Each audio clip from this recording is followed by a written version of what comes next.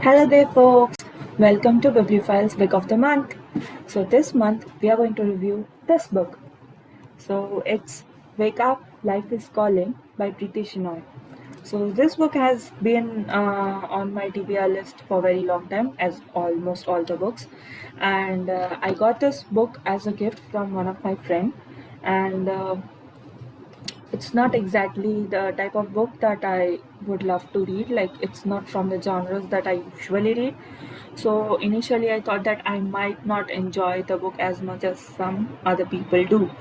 But to my very surprise, it was like I started reading the book, and within a few hours, I completed the book, and it was such a uh, page turner book, and I really loved the book. And so here I am reviewing this book, so you all can read this book, and enjoy it.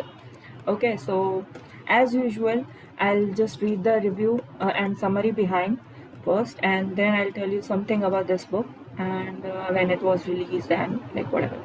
Okay, so basically, this is it's fiction, romance, and contemporary novel, and it is written by Preeti Shenoy, and it was released on 17th April 2019. Okay, so it's not that old book. Okay, so I'll just read out the summary for you. So, what if your mind is your greatest enemy? What if you were living your worst nightmare? How would you cope with it? Ankita has fought a mental disorder, been through hell, and survived two suicide attempts. Now in Mumbai, surrounded by her loving and supportive parents, everything seems idyllic. She is not on medication. She is in college she loves, studying her dream subject, that is creative writing. She has made friends with bubbly Parul and glamorous Janki. At last, leading a normal life, she immerses herself in an even bit of its all her classes, her friends, her course, and all that carefree fun of college. Underneath the surface, however, there is trouble brewing. A book she discovers in her college library draws her in, consumes her, and sends her into a terrifying darkness that twists and tears her apart. To make matters worse, a past boyfriend resurfaces, throwing her into further turmoil. Armed with her only pen and a journal, she desperately fights with every ounce of strength she has. But can she escape her thoughts? Will Ankita survive the ordeal of second time round? What does life have in store for her? So there is a footnote of it. Preeti Shenoy's compelling sequel to the iconic bestseller Life is What You Make It chronicles the resilience of human mind and immense power of positive thinking. The gripping narrative demonstrates with gentle wisdom how by changing our thoughts we can change our life itself. So it is a story. It starts with many of the things.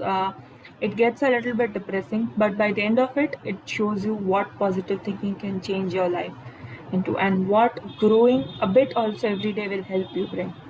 So I really like this novel. It has stories about, like, all the character has its own background story going on, and it will take you to a huge roundabout to the story of this Ankita, and bit of mystery over here. But yeah, overall I did love this book. There are some quotes again that I'll read to you, like just like every time. So uh, there was this letter inside a book that Ankita got, and it was regarding how to commit suicide, and the ways to commit suicide, and like for people who are terminally ill, to like it's right to dignity of death kind of thing. So there's one quote which means different in the book, but overall for life I really liked it, so I'll read it out to you. It says, be strong, don't hesitate, it's the best thing you can do, I am with you. So see, this is like, as human beings we always go for validations throughout our lives. We always want that people validate our thinking and thought processes, and often so that not we want someone to tell us that what we are doing is right. So yes, with this book it has certain different meaning, but I mark this quote for myself, that wherever I am doing something I'm confident about it, that I'm not the suicide thing, for some positive thing, then I'll just read this thought, that be strong, don't hesitate, it's the best thing you can do it, I am with you.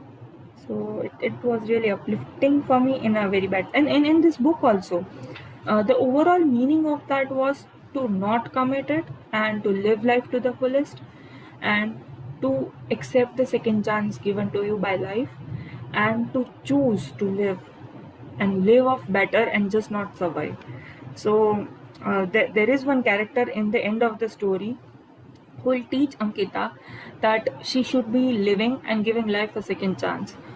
So it really was heart touching. So I really loved it. So there's this small poem. It's uh, it's not very uplifting, but the poem I really liked it. So it's called The Void. Looking ahead into the future, a void stares back, occasionally decorated by specks of people who seems to matter, whom you seem to need. Will they let you down? Then you are back to the beginning, where the void still stares back, suspended, devoid, untouched by time, unaffected by specks. Now long forgotten, not even a trace of memory remains. All that exists is void, still staring back. So it is from the time when Ankita was feeling really alone in her life.